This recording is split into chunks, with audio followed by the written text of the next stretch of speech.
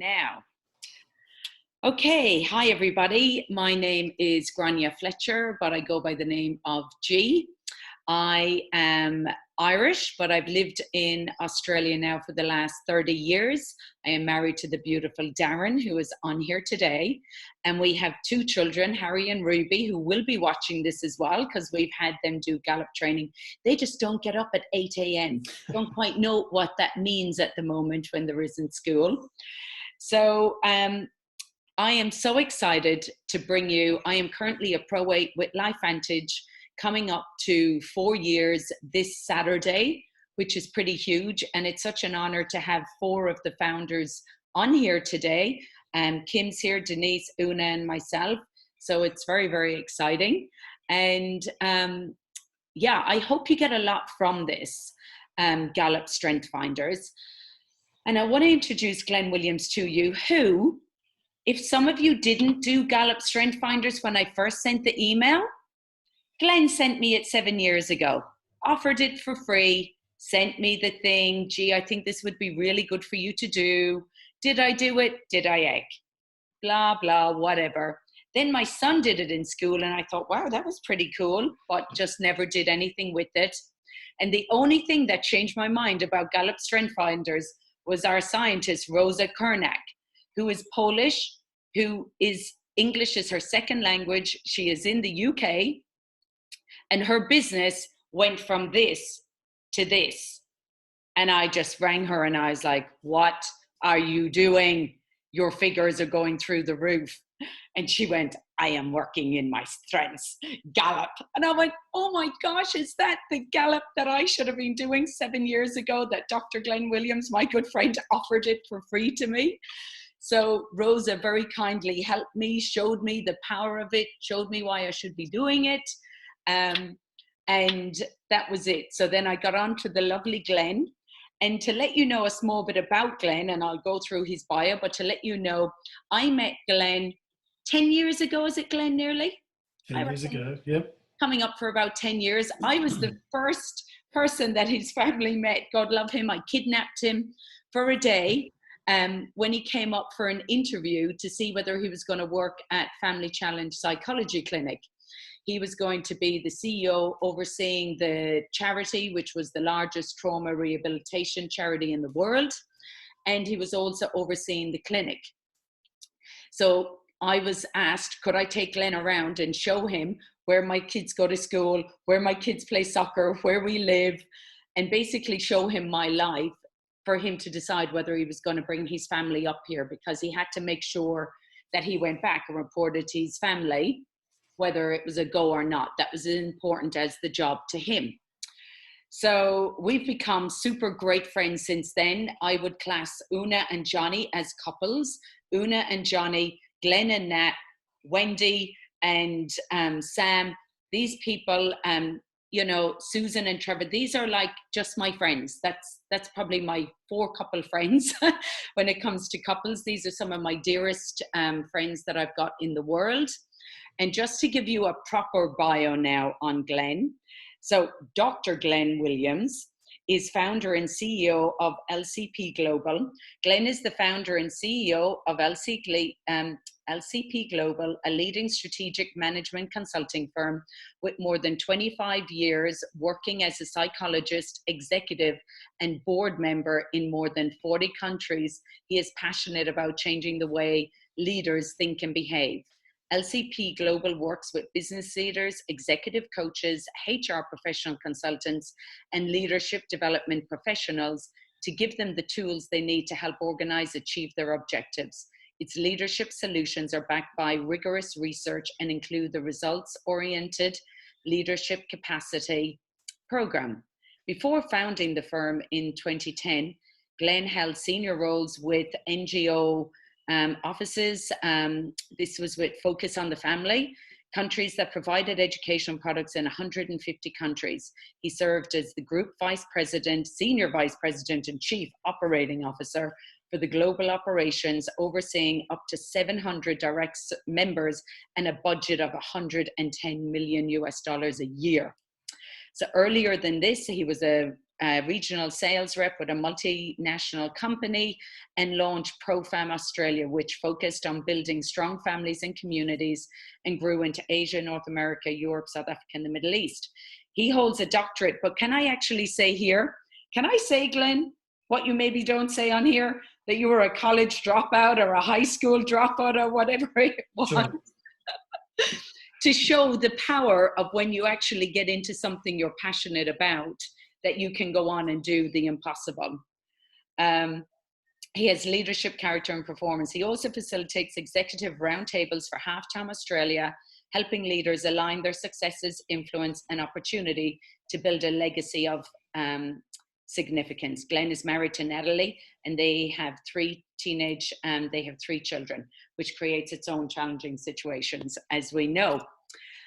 But the biggest thing I love, Glenn, I'm going to pass over to you, is your heart to keep CEOs. His mission is to keep CEOs and high-level leadership in their families, to decrease divorce, for them people to actually be able to have a family life and keep their families intact, while also creating huge jobs for themselves.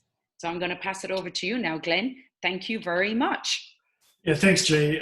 You know what? The only problem when you hear things like that is, I remember somebody saying to me the other day, "Wow, that's amazing. I think that makes you about 85." You know, and I think, oh, thanks a lot. Yeah. But no, look, I think at the end of the day, everybody's got a story and everybody's got a life, and we've done lots of things with our lives. And but I think what G just said is really true, and that is, you know, when you're operating out of your passion, and when you know what your strengths are, you can be confident in that.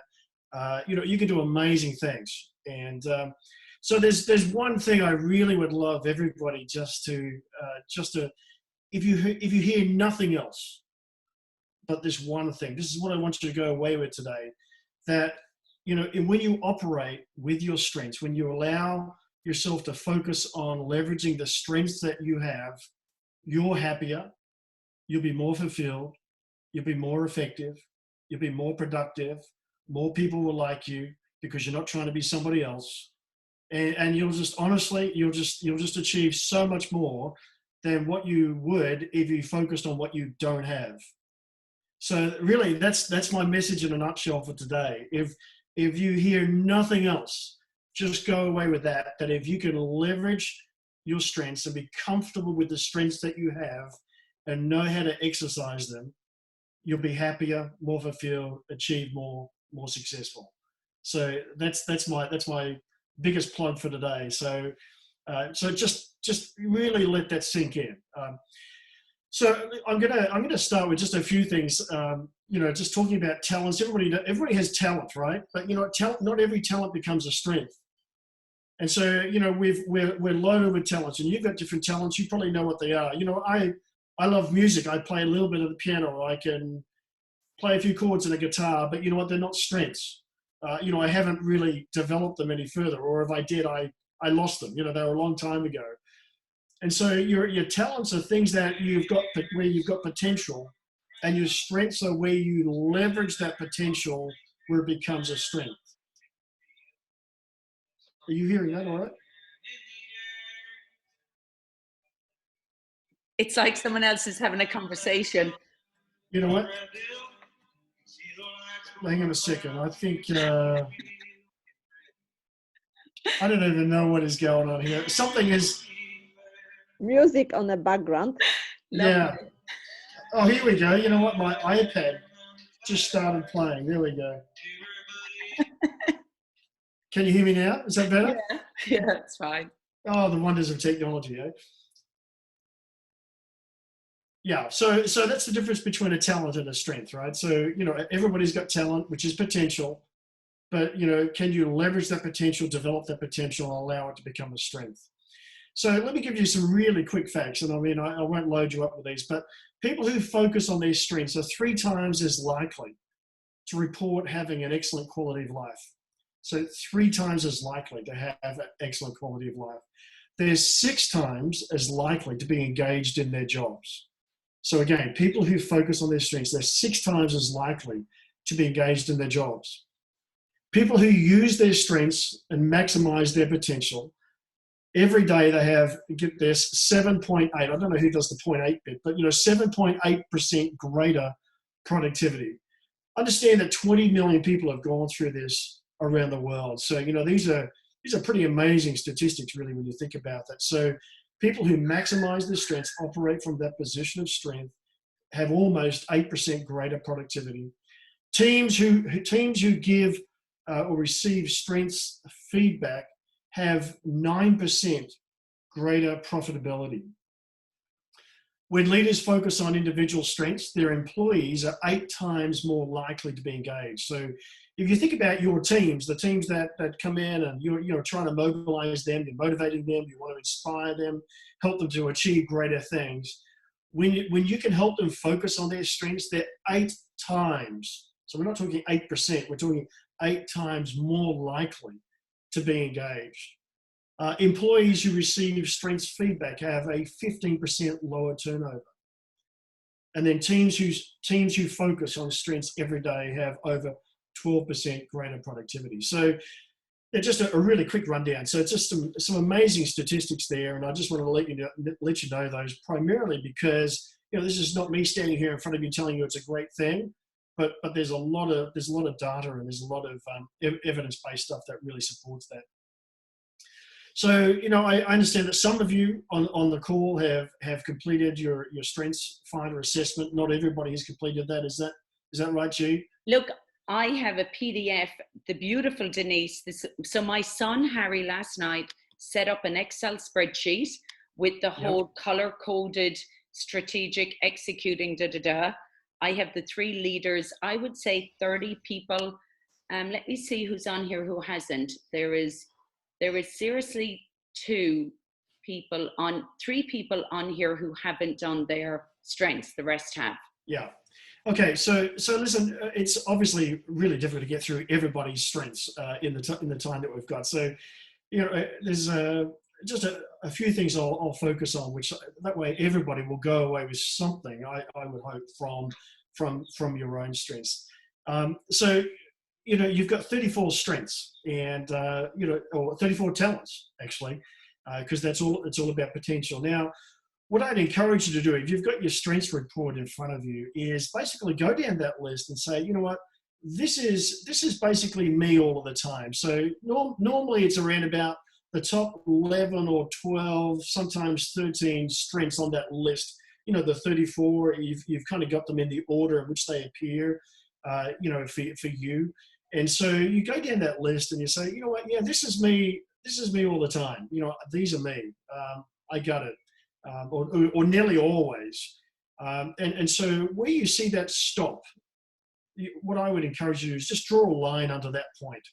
And so the line, the strengths above the line really should tell you that, yeah, this is me nearly all of the time. These are the strengths that I move in and out of every day, most of the time, and I'm really comfortable in that space. And then what you do is you go down that list a little bit further and you say, okay, so the second group of those that, yeah, look, these are me, pretty much, a lot, but, not always. There are some days where I do move into that space. There are other days where I don't quite so much. Sometimes it's me, sometimes it's not. So where you see that end, draw another line.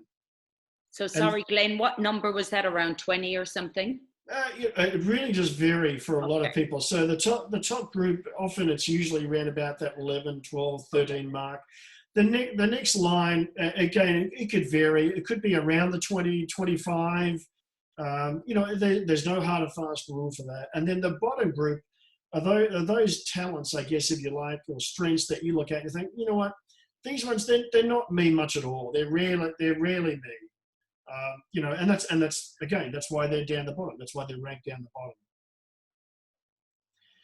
So just to give you an idea of what to focus on. So the other thing now is, so now that you've ruled that line, and I don't know how many strengths you've got above that line, let's say it's 11, 10, might be 13, might be a little bit more, and that's fine. What I love about the fact that you've gone through and done your Strengths Finder assessment, and G, I talked about this before you did that, is some people just do their top 5, right? Because let's be honest, most of the time That's what we remember. We can remember 5 things, you know. But the value of what you've done the complete assessment, and I'd really encourage you to focus on your top 10. Okay, because here's what happens. Usually the top 5 are those that you're most comfortable with. They're the ones you remember, and that's you nearly all of the time. But those top 5 interact quite a lot with your next 5, and they tend to complement each other really, really well. So just to be thinking about that. The other thing I really love you to do is just be thinking about strengths. You know, if you're operating every day in your strengths, if you say, well, listen, these are my top 5, and it simply might be you going away today and saying, you know what, here's my top 5, but you know what, I'm just going to focus on leveraging one of those of my top 5 today in order to accomplish something that maybe I've put to the side, or something that I've been sitting on for a while, or something I wanted to do but I've not got around to it. And you go away and think, wow, you know what, if I could just take one of those top 5 strengths, what difference could I make with that today? So there's some really, you know, just again, take away some real practical things from that. By the way, I will pause shortly for questions as well, so we'll get to that. But I figured it's probably better to give you a really quick, you know, drink from the fire hose, so to speak, to start with, and then we'll have a time of questions. The other thing I really need you to do, it's one thing to focus on your strengths, but you know, by focusing on your strengths and each other's strengths, by the way, the thing I'd encourage you not to do is not to peg people. Not to say, oh, okay, so your top 5, you've got strategic, and you don't have strategic in your top 5. Well, that doesn't mean that the other person can't be strategic. It just means that being strategic may not be in their top 5. It's not something that they're comfortable with or that they use every day. G, you and I, we've talked about, I think you've got activator, is that right, on one of your top 5? I don't have strategic in my top 5 or in my top 10. And I would say most people in here would say, gee, you're quite strategic. Yeah. But I don't sit there all day working strategy and planning. I hate that.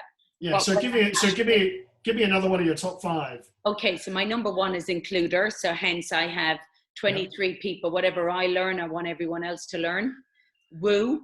Yep. So woo is short for winning others over, yes. Yeah. Belief, positivity, and activator. Yeah. So let me just take the activator, and I don't know how many of you have got activator, but so activator it's number 6 for me, by the way, G. So you know, activator, it's a great strength to have. So activators are renowned for saying, you know, let's get something started. Let's get something off the ground. Let's build something. Let's create something. What a great idea. Let's give it a shot. You know, that kind of thing. But, you know, most activators, depending what other strengths they have in their, let's say their top 10, they might get to a point and sort of say, well, listen, this has been fun. It's great. I want to do new things. I need somebody who can actually come in and actually help me take this to the next step or next level. Because, you know what, operationally, yes, I can do it, but operationally, you know, it's not really operating from a position of strength. So you, with your strengths, and what you do is you create a whole language, and you get a vocab that at the end of the day really starts to help you frame your conversations and really helps to frame your thinking about, where am I most effective? Where can I be the most effective, the most productive, the most successful in the way that I leverage my strengths? So you know, I just encourage you. So don't peg people. Don't go around and sort of saying, okay, so you're not this. And in fact, I say, if you've got enough time to go around and say you're not this, it means you're probably not really leveraging your strengths really well either. So, you know, and we'll talk a little bit about balcony. We'll talk a little bit about basement shortly as well. And that is where, when you're operating from a position of health and strength, you know, your strengths are, when they're at the balcony, you know, they're at that level up here where you're operating out of a degree of maturity and health and strength. And here's where my strengths are really operating at their peak. Here's where I'm doing really well and how my strengths play out. But if you're not operating from a position of health and strength, then your strengths are going to be operating at a basement level. In other words, you're not really going to get out of your strengths what you really need. The other part of that is, often your strengths are operating at that basement level if you're overusing them or taking them to an extreme. And we'll come back to that in a minute. So here's a little exercise. It's a little bit harder to do online, but you know, so instead what I'm going to give you them questions, and I want you just to to write your responses down for yourself. And gee, you might be able to take them through this a little bit later. But so what signature strength? So what strength do you or others love about you? So think of your top 5 or top 10 strengths. What strength do you think do you or others love about you? So it's just a great place to start. Judy, did you want to say something? No. I was just laughing as well that you know Fletch very well.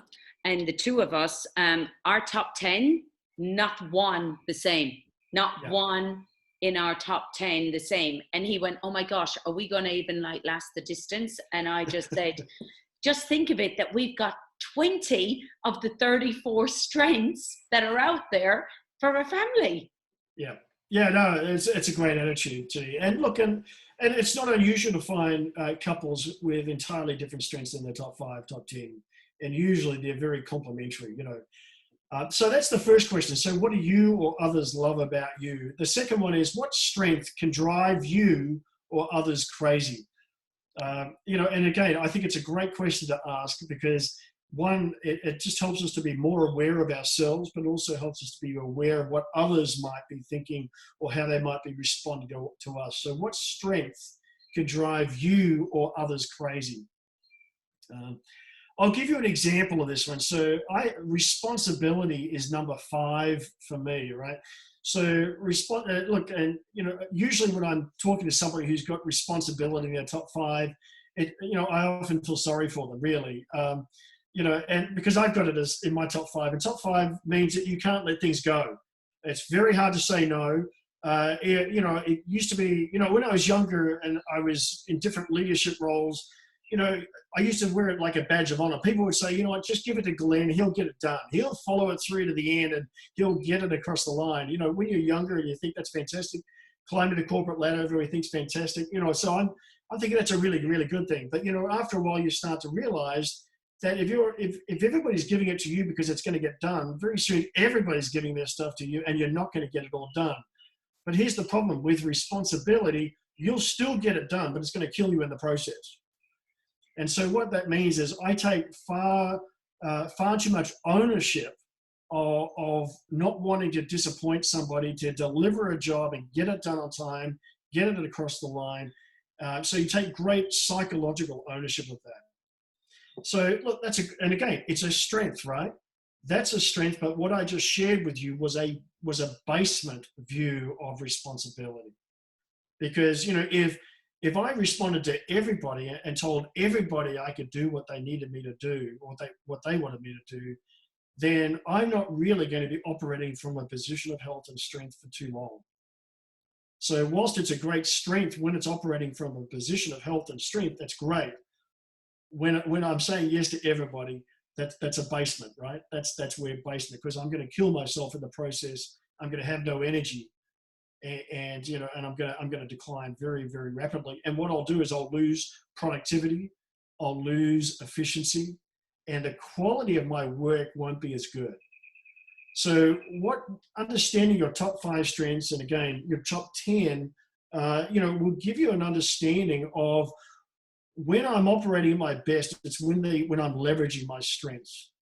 Now, this is not the same, by the way, as saying, let me reframe that. Some people might say, well, hang on a minute. This is aren't we just being ignorant? Aren't we just glossing over what we're not good at? What about all these people that say we should be focusing on our weaknesses and building our weaknesses?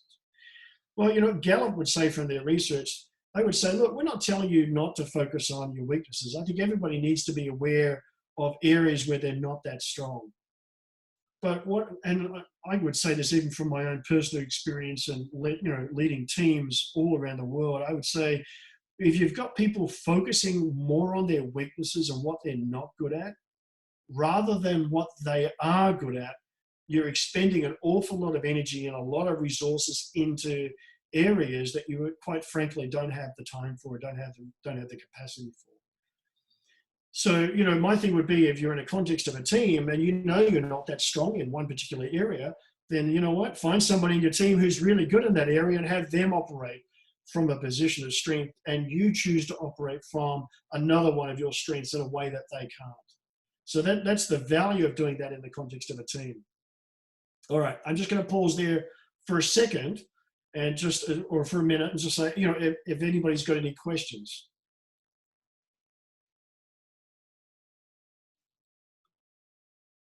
Or I put everybody to sleep, have I? I was going to ask one, but I don't know if you've already asked this.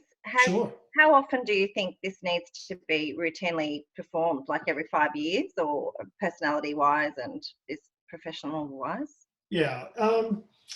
Look, again, normally I would say, every 5 or 6 years, but it's not going to, is it Leah? Yes. Yeah. So Leah, it's not going to change much. You might get a few changes, and what will happen typically is you get changes in the sequence. So, learner, for example, is my number one, which, my kids laugh at because, as G said, I didn't drop out of college. I dropped out of high school. So that's even worse, I guess.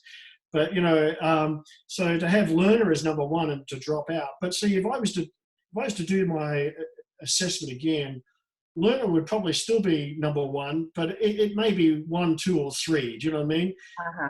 And so often it will be influenced by what strength you're leveraging consistently over time. And sometimes, and you would all know this as well, in our respective businesses, sometimes there are strengths that come more to the fore. We need to leverage those more than other strengths that we might have. And so by doing that, you'll see a little bit of a change in the order, but not a huge amount. Okay. So this is for life, basically. Yeah. That's a good thing, isn't it? Yeah. Yeah. I'll know that. My strengths are for life. That's a good thing, I'm laughing my head off. Guess who has responsibility, Glenn, as her number 2? Una Classy. That does not surprise me that yours is number 2. Yeah, well, listen, we'll have a pity party for everybody who's got responsibility in their top 5 later. So, Glenn, can I ask a question? So if you've got one, like I've got strategic as my number 1, and yet most of mine predominantly sit within relationships, which is, I guess, I know that's me. Yeah. So it's interesting that strategic is my number 1 because it's literally the only one in that box. Sure. So is it common to sort of have your number 1 as something completely out of the rest of your box? Or absolutely. Look, so there's usually a bit of a mix. I mean, it's not unusual for somebody to have a strength in each of those 4 different domains, and I'll actually share a screen shortly and show you that. But you might have 2 strengths in one domain and 3 in another. It really varies, and that's why I love the fact that you could, when you focus on your top 10, obviously it increases your chances of being spread a little bit more across those 4 domains. And then you get a chance of sort of saying, okay, so where do I need to leverage this? So most of yours are, did you say the other ones are mainly in a relational, are they? Mostly relational. Seems to be my predominant. But yeah, it's just interesting that strategic was my top one, because then I'm looking at myself going, am I strategic? I've been questioning that for ages, because then I guess I am in ways, I just never saw it. Yeah. So it was an interesting one that it came up as my number 1. Yeah. Yeah, so, I would just encourage you, Denise, if you've got strategic there and you've got quite a number of others in your relational side, just say, look, how can I be more strategic in the way that I relate to people? How can I be more strategic in the way that I serve people or help people? Because you'll see things that other people where strategic thinking is not as strong, you'll see things that other people don't. And so, I think that's the part I've recognised within that word, because I kind of defined that strategic as being a bit calculating and stuff, and I had to get back to the basics of the word, I think. Yeah. Because my thing is coordination and management, so yeah. So again, look, when you did your assessment, I mean, you've got access to some great PDFs that you can download and take a look at, and I'll show you just a couple of things you can do. Could I maybe just show you what Harry did yesterday, and Denise pulled it up today and did their teams? Sure. Just to see whether this, because I've given it to all the different teams. So Harry designed this up, having copied something at 11 o'clock at night, because I didn't do it yesterday morning. So Denise put Leah, Andrea, G, whoever's strength she had, and I can clean up the numbers, but is this right to have a color coordinated for strategic thinking, influencing? Sure, absolutely. Yeah, no, it's a good thing to do. Yeah. So just leave it for 1 second. I'm just absorbing. Yeah, you absorb away. I think everyone's absorbing because nobody's seen this. So for those of you that don't know, about an hour ago, because this is not my strength, I got my son to do this. I sent one to Deborah Roa because she understands it and she understands Excel, but she's not on here, for their team. I sent one to Rosa Cornack because she is the Excel in her team.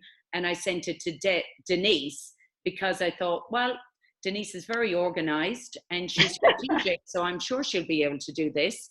And she did perfectly and had it back over to me within an hour. Yeah. So G, if this was all it was, just looking at this right now, so let's say no other people, just for example, I'd look at this and I'd say, fantastic. So there's a really good spread. Obviously, very strong on the relationship building side and the executing side. And certainly, there's quite a bit there in the influencing. On the strategic side, there's probably potentially some gaps, but I can see, Denise, you're there, number one. So that's in your top 5, Denise, which means that's very strong. Others have got it. Others have got it there in 6, 7, 8, and 9. So it's there in their top 10. It's not there. It's not in there. It's not in what I would call their. Kim has it in number 2. If you see Kim, so there's 2 of them. Kim. Oh, okay. I didn't see that. It was lost there up in the corner. I know. Yeah. So that's fantastic. So again, I would say great. So we've got some strategic thinkers in the group. Again, how do we leverage those strengths from within that group for those that perhaps don't naturally think more strategically? Okay. So G, can you take away that screen and let me put up a couple of my own? Is that right? Yeah. So I'll just see if you can share. I'll stop sharing and see if you can share. Otherwise, I'll make you co-host. Yeah. I'll make you co-host anyway. No, I got it. Yep, I can share. Oh, perfect.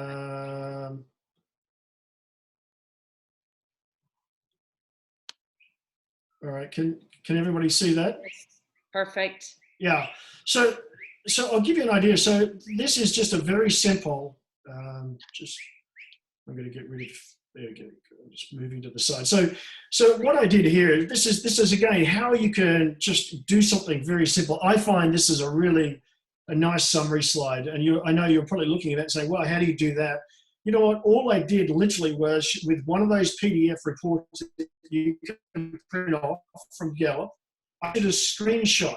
So you know how you can either do a screenshot of the entire screen, or you could just size it, and just do it. Just pull the cursor down and take a little shot of just a little bit of things. So what I did is I went through my report. And then I took a screenshot of my top 5. So this was obviously found in different places, but in the one document. And then what I did is I just copied it into a PowerPoint. So I've got it on one page. And I got to tell you, it's a great thing to do. Now you're getting a little bit of insight there into my strengths, but why I love this is because on those days where you might, and let's be honest, we all have those days where we're thinking, I'm not doing that well. I'm feeling a bit down. I wish things were going better. Et cetera, et cetera. You pull out your strengths like this, and they're all assembled in one place, and it's great just to be affirmed and encouraged in that. So, so for example, you can see there with learner. So, so you love to learn. You intuitively know how you learn best. Your natural ability to pick up and absorb information quickly and to challenge yourself to continue to learn more keeps you on the cutting edge. So. Who doesn't like to get positive information about themselves, right? And so all I did here was just to show you one very simple thing. If you just did that, took a little screenshot of your top 5, dumped them all like this on one page. And what I love about this, I deliberately put the little subtitle above each one where it says why you succeed using this particular strength. And so if you each did the same thing, you took your top 5 and said, here's why you succeed using that particular strength, and you put the 5 of yours together on one page. I don't know about you, but I think, you know what? Yeah, every now and again, I just need to be reminded what I'm good at. But sometimes it's not that I need to be reminded what I'm good at. Sometimes I need to be reminded of what I'm good at so that I can ask myself that question, am I using my strengths? And so again, if you've had one of those days, and we all have them, where things are not coming together quite as planned or quite what you expected, I would really encourage you to look at your top 5 strengths and say, you know what, which one of these strengths could I leverage better today or differently in order to bring about a different result? Does that make sense? So I'm going to show you, let me see, G, if I can do this again. Here we go. So these are the 4 domains. I just thought I'd put that up really quickly. So, you know, and you'll see, again, it's not that one is better than the other. You know, they're all fantastic strengths. They're fantastic domains in which to operate. But it's what's really helpful is to know where you fit best. And so, look, for me, if I just took my top 5, I've got 2 in the executing, and I've got 3 in the strategic thinking. But if I took my next 5, in other words, if I took my top 10, my second 5 fit all in influencing and relationship building. So you can see the benefit of saying, don't just limit yourself to your top 5. You know, look at your top 10 and get an understanding of where your top 10 spread across these 4 different domains. I'm going to pause again. So any questions about that?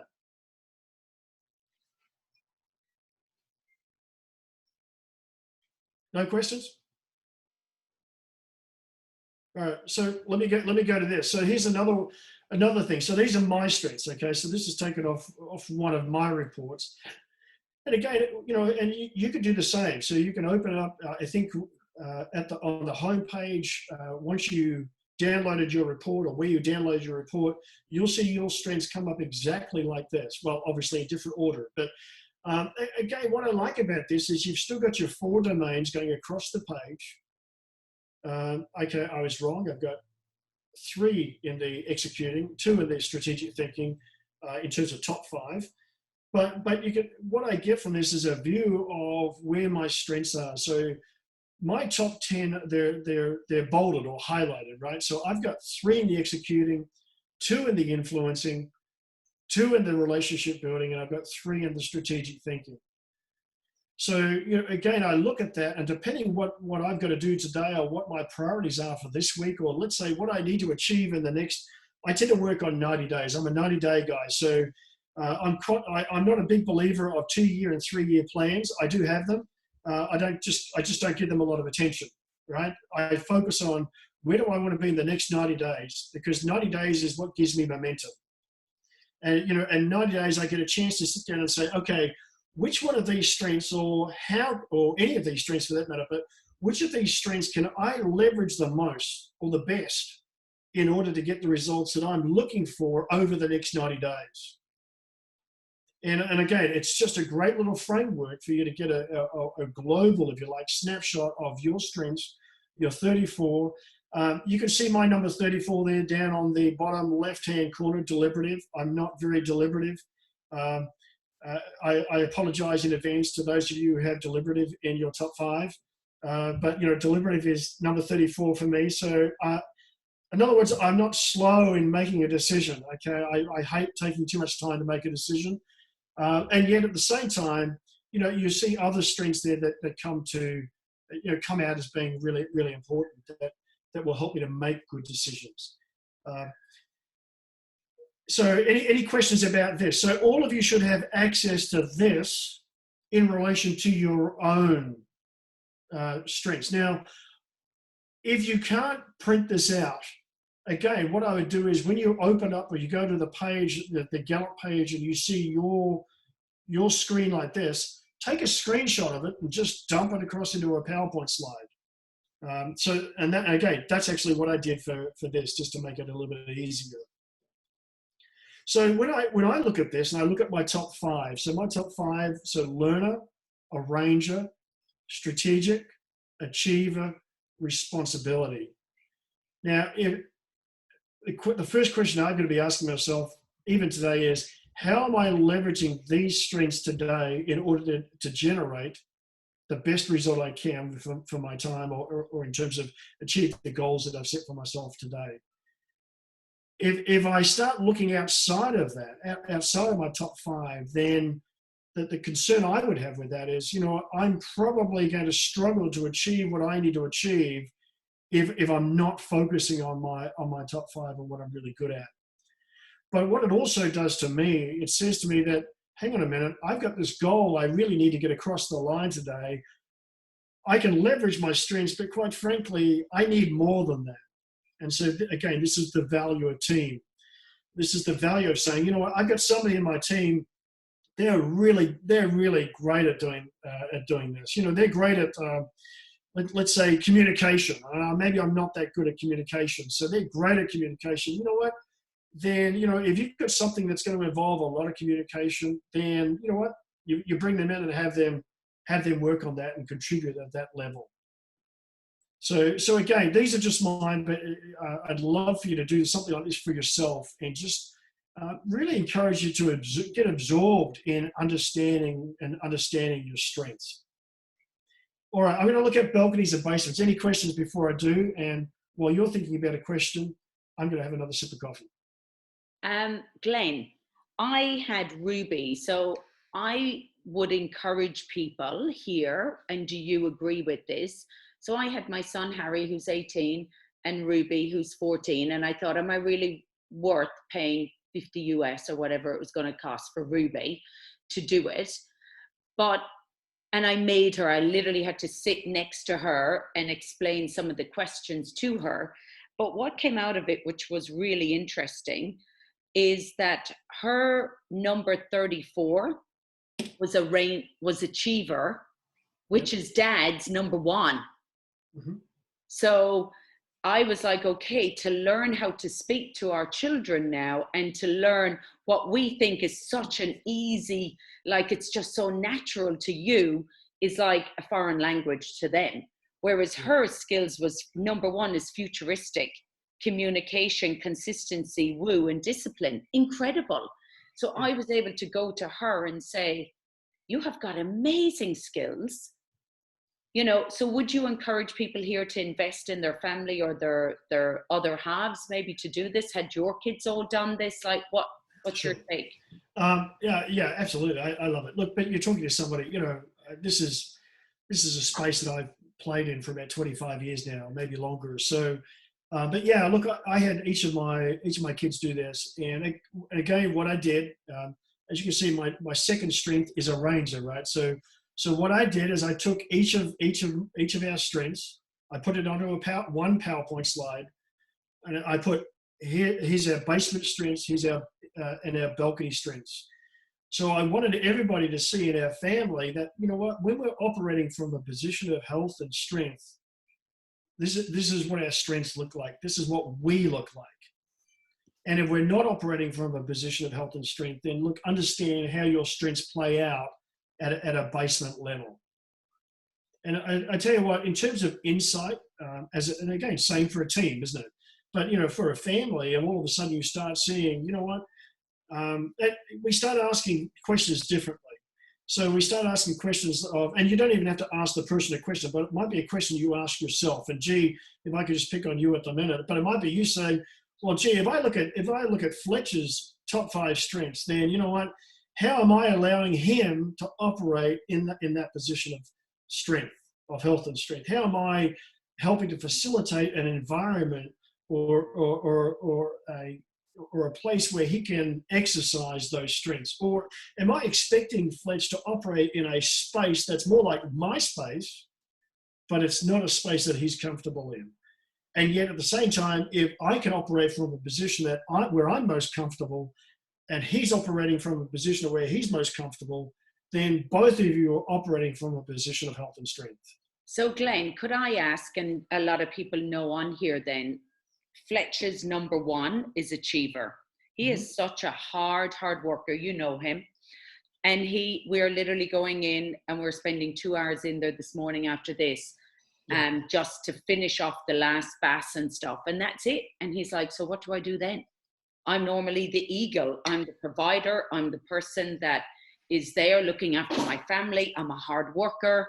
What am I going to do now in this crisis time that we're all experiencing? Yeah. So this is what you do. I'm going to bring this up.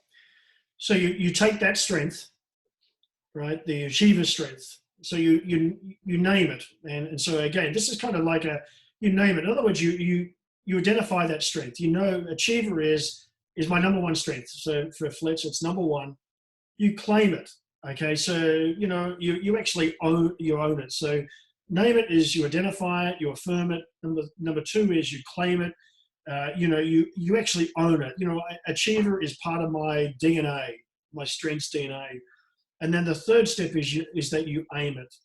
And so, if in a work situation you can't aim it at the moment in a work situation, particularly with the coronavirus and everything else, a lot of things shutting down, you work at a different way to aim that particular strength. So how can Fletch, for example, leverage Achiever differently to how he historically would do that week by week? And so the Achiever might be, and again, speaking from just some experience, first-hand experience right now, is I'm working with a number of businesses. They're all scaling between 5 and 20 mil. That's where they're trying to get to.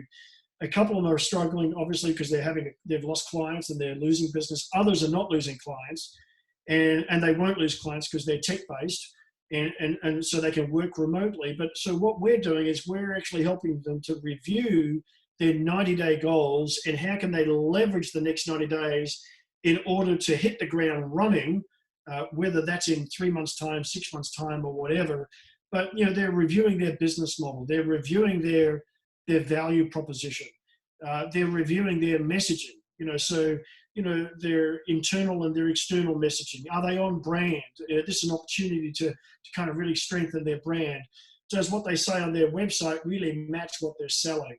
How do they impact customers at every touch point? So every email I send out, every phone call I make, every Zoom call I make, how do these all reflect the brand? And is there a consistency with the brand and the power of that brand and the power of the value proposition that we're delivering? So again, in a similar way, you may not quite be able to direct it to a work situation because you think I've closed work. But what you could do is saying, how do I want to work differently in 3 months' time or 6 months' time? Is there a way that I might review my current business model? Is there a way that actually I think there's an opportunity to grow the business, but to do that differently? But I've never had time to really focus on that because I just haven't had the capacity. But all of a sudden, I've now got time. I've now got capacity. So I would, again, Fletch, I know you're online. So I'd leverage the Achiever to say, what? This is a great opportunity for me to step back from my business, to take a look at that and say, okay, is it functioning in a way that I want it to function, or is there an opportunity to change it, grow it, expand it, whatever the case might be, do something different? Is there an opportunity to say, what, I might need to put together an exit strategy so that I could do something different with my life beyond that? So again, the Achiever would be directed towards that. Does that make sense? Absolutely, because even yesterday, we all know how much we love here Rice Boy and Spiros. I was saying to you, and they've put up signs saying, hey, you can't come into these restaurants, but check us out on our business page for recipes and tips. And I went, yum, because I would love to know how they cook some of their food. Yeah. And I said to Fletch, why don't you, in this time of coronavirus, why don't we start interviewing you? You've all heard him on our interview with YouTube, the one that the company has brought out. Why not be the denture expert in this time and build your business page with videos, and we could boost them just in the Sunshine Coast area, and we could leverage that. Yeah. So that was something we were thinking. So it's a great segue to balconies and basements, okay? But again, Fletch, I'll just use that as an example, and that's right. But with Achiever being number one, understand it's easier to exercise that strength when you're operating from a position of health and strength. Okay, so if you're not operating from a position of health and strength, and this is one of the biggest issues for mental health at the moment, and why it's great to see the federal government putting out over $1 billion, or setting aside $1 billion for mental health and domestic violence over the next number of months, is because you've got a lot of people who are not going to be able to go to work and operate on a day-to-day basis in the way that they normally do. And so, and so some people will find that easy. Many of you may find that easier because you're used to working from home, behind a computer, making calls, interacting with people. I do a lot of face-to-face work with teams and with people, but my Zoom calls have more than tripled, obviously, because we can still do remote coaching and everything, like this. But not everybody can do that. And so for those that can't, what we've got to be careful of is, because they're not going to be able to get the same level of fulfillment and opportunity that they would normally have on a day-to-day basis because they're now home, they're not at work, is we've got to find ways to create an environment, an intentional environment where your strengths can operate at that balcony level rather than the basement level. If you don't focus on creating a healthy environment or an environment where you can still thrive, then very quickly, what is a strength that you're used to operating there at the balcony level, those strengths will be operating at a basement level. So let me give you some examples. I know we're running out of time, aren't we, G? But strategic. So I'm just going to put these up really quickly. So here's a way to look at strategic. So, when you're being strategic, if you're operating from a position of health and strength, what is somebody who's strategic operate like? Well, they anticipate alternatives, they're intuitive, they see different paths, they see different opportunities, they see different solutions. Denise, you're probably resonating with that, because you see things that other people don't see.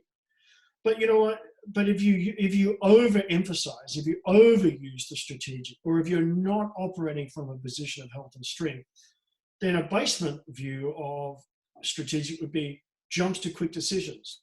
It's difficult to understand their thinking because they're going from one thing to another, and they're often closed-minded. So it's got to be done my way. I've got this great solution. I think it's absolutely fantastic. Let's do this. Somebody else says, no, I don't think that's the right way. And you say, look, it's definitely the best way to go, and you just can't accept any other input or any other solution because my solution is the best. You know what I mean? So that, just to give you a little bit of an idea on strategic, let me go to the next one. I've just put some samples up here. So learner, so this is mine. Okay, so always learning, catches on quickly, interested in many things, finds life intriguing. But see, my basement is you become a know-it-all, you lack focus on results, learns a lot, produces little, and potentially become bookish. So I understand that that's an issue for a lot of people with a learner strength. But so what I do is, because achiever is in my top 5, my achiever prevents me from allowing my learner to go to that basement level. Because my achiever says, leverage your learning. So I don't have the opportunity really to sit down there and just read and say, this is great, I love this, I can do this forever. People with that learner, they just love learning. They love the process of learning. I do too, but my achiever says, Glenn, how can you leverage what you're learning and maximize that for impact or for the business or whatever? So I've got a question, because I've got learner and focus in mind. So that kind of... yeah, what else do you have, Leah? Top 5. That confused me then, because I'm like, oh, how can I be the negative of what you're positive at or something? No. So give me your top 5. Okay, hold on. I'm just going to go back to my. No, learner isn't in your top 10. I've got it here. It's activator, individualization, woo, positivity, and focus. They're your top 5. Then learner is 6. Oh, learner 6. Okay, that's my only strategic. So, yeah, but again, the principle is the same though, Leah. You'd look at that and you say, yeah, but you know what? You've got woo in that. So you'd leverage the learner from the point of view of, it might come naturally for you to be able to win other people over and bring other people on board and get people excited and who want to be with you. The learner part of you says, how can I learn to do that differently? Not everybody likes to be brought along in the same way. Yeah. So it's a matter of understanding how you can actually allow those strengths to interact with each other. Yeah, that's really pertinent to Yeah. getting people on board. Yeah, I understand. And when you put up like this, I'm always a little bit, I don't particularly like putting up things quite like this because they're very static. Our strengths are not static; they're dynamic. So it's a bit like a stereotype, isn't it? These are generalizations, but they're just observations that sometimes are helpful for us to know. So responsibility, Una. So I didn't leave you out, Una. I thought I'd put this one in as well. So I won't spend a lot of time on this because we've already looked at this, but the balcony. So committed, accountable, independent, trusted, conscientious. You want to get something done, give it to that person. But the basement, potentially you become a micromanager. You become obsessive. You can't say no. You take on too much. So ideation, I thought it'd probably be good to have ideation in there, something a little bit different. I didn't see ideation resonate too much with people there, but balcony. So let's always improving on the existing, learns quickly, agile mind. Basement, serendipitous, lacks follow through, creates more work. I work a lot with entrepreneurs, and so I've got a business partner who has been an incredibly successful entrepreneur and sold his business for millions. And we do a lot of work together, and and he'll say, Glenn, look, here's what I think I should do, and I know I'm probably better off just waiting a day or two because he's going to come back and say, I've got another idea. you know what I mean? So so an entrepreneur taken to the extreme, I call them, they're an arsonist. Because they like to set fire to things. If there's a different way to do something, we'll find another way, or I've got this new idea. But an arsonist is somebody who says, I've got this great idea, but tomorrow they come in and they've got a better idea. And the day after, they've got an even better idea. So don't give it to somebody to execute if you're going to come in the following day with a different idea that's going to blow up what you've just done. Do you know what I mean? So I've learned that with people like that, you just got to wait a little bit and just be patient. So analytical. So again, balcony level. So please understand, these are strengths, okay? So don't look at analytical and say, oh, gee, I've got analytical. You know what I mean? These are strengths. So here's the balcony of an analytical. Thinks things through, smart, logical, deep, thorough, comfortable with numbers, figures, and charts.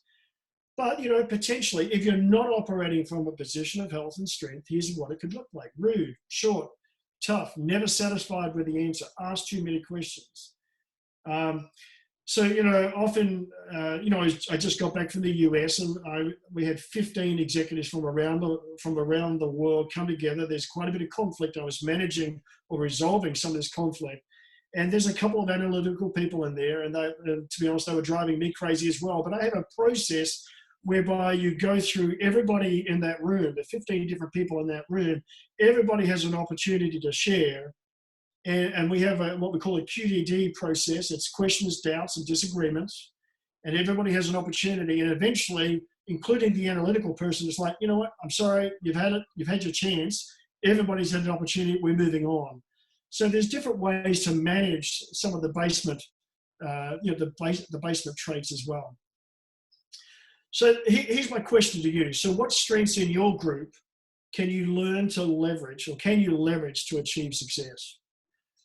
And I'd ask you to, ask yourself that first individually. So ask yourself first and foremost, what strengths can I leverage in order to achieve greater success? And I'm not, as G pointed out earlier, I'm not one of these people. I don't see success as just being business success. In fact, I'm interested in business success, but I'm interested in more than that. Probably 100% of my life is helping people redefine success. And it's helping people to understand that, there's no point becoming a successful entrepreneur, being a successful business person, having a business that turns over millions if you've got nobody to share it with at the end, and you have no family, you have no marriage, you have no friends. And so for me, success is all about, by all means, pursue success and build a great business, but, build into people's lives, build great friendships, build great marriages, build great families. And I know that sometimes it doesn't always work that way, but you know what? Never let it be said, though, that those things failed because I was consumed by my business. So anyway, and so, good personal question to ask yourself first. What strengths can I leverage to achieve success? And then for your teams, what strengths in your teams or your groups can you leverage to achieve success? I've probably said way too much, haven't I? No. I've said everybody to busy sleep. Writing. So what strengths can I achieve with my team? Yeah, look, another way to look at that is, let me see, do I have, yeah, so here you go. I'll put up an example. So, and again, I color coded this in the light of the, the domains. Remember the domains that we had, the executor, relationship, influencing, strategic. And so you might want to do this for each of your teams. And so these are not the real names, by the way. I've changed all the names because this was one team in Melbourne that I'm working with. But if I look at that, there's obviously. Sorry, Glenn, can I ask, is this their number one or it's their 5? It's their 5. Oh, it's their 5, yeah. So they're 5 and color coded. So if you look at Donna there, the third one down, so you'll see there 3 in the strategic and 2 in the executing. Do you know what I mean? So again, what we do is, so if you look at Matt down the bottom, Matt's on the executing side, he's got responsibility, but sometimes what can get in the way of him executing is because his second strength there is harmony. And harmony is all about, we like it to be a harmonious working environment. We want everybody to be happy. And that's all great. We do want everybody to be happy, right? But sometimes being happy means getting work done, and and sometimes you need things done a particular way by a certain time, and that's not always going to make everybody happy. You know what I mean? So these are some of the challenges. I think Una's is literally Matt. I know she has harmony as number 1, responsibility as number 2. I know she has empathy, I think, as 5. So I think she's. So the good thing there is, so that the strength, depending on what the issue is, you'd probably leverage positivity. So the positivity that says, you know what, I'm all about harmony. Yes, it's great to have people happy, but look, I know that it's great for the business and it's great for me. It's great for everybody if we can nail this and get this goal across the line. So we could do it. So, again, it's a matter of having a real appreciation for your top 5 strengths and understanding how you can leverage those for what you've got in front of you. Brilliant. So this is something I'm just throwing out there, my vision for all of this and why I decided that I'd like to do it. Will I stop sharing? Are you finished with your slide? Oh, yeah, sure. Yeah, you can do that. Oh, well, can you stop sharing actually? Because we'll round it up now. I know everyone needs to get on doing their bits, and I'm so appreciative of the time you've spent. But what I wanted to do was look at us becoming very good. So it's right up the top, Glenn, where it's your. Yeah, I got it. I just didn't get it. Yep. Oh, there we go. So what I would like to do is, first of all, concentrate on my team, my 30-something leaders here, focus on the 3 different teams. Let's smash out this and understand it. And then we go to their teams. And we either get people or we pay for the 19 US, and then if people get value from that, they can upgrade. But we just start them people in their top 5, because we will have the reports. We will already know what them top 5 mean, because you don't even get a report with the top 5. So if we then went to all our teams, because we have hundreds and hundreds of distributors between us all. So if we help these people and then duplicate that, everybody knows what, and we pay for the top 5 for any new distributor coming in. And that could be part of our selling technique. If you join our team, the first thing we're going to do is we're going to pay for you to do your top 5, because we want you to work in your top 5 skills. We want you to bring your skills to network marketing, not we're going to bring you network marketing to you. Gee, just one thing. You do get a report with your top 5. Oh, do you? I don't know. I haven't done top 5. Okay. Yeah, you do get it. And in fact, and look, if you got, it can get expensive if you're doing that many. So look, start with top 5, and people can sign up, and you can get them to do their top 5, and they can jump back in and then upgrade and get. And they can upgrade themselves. And they can upgrade, but I would start. The top 5 is still a great place to start. And can I just say one thing I forgot to mention, G, was on the selling side. Again, really important for selling. When you have an awareness of your strengths, you also learn how you sell best. Now, you may not know what the top 5 strengths are for the people that you're talking to, that you're trying to sell to, but having an awareness of your top 5 will give you an appreciation for understanding that they may need to be sold to differently than somebody else that you're selling to. And so what's always helpful from a selling point of view is to know what the objections are and understand that some of those objections are not even real objections, but sometimes those objections are born out of their strengths or their particular mix of strengths. And so if you're selling to somebody, for example, whose number one strength is analytical, you know what they're going to do, don't you? You know, they're going to want to weigh up absolutely every zenith of detail.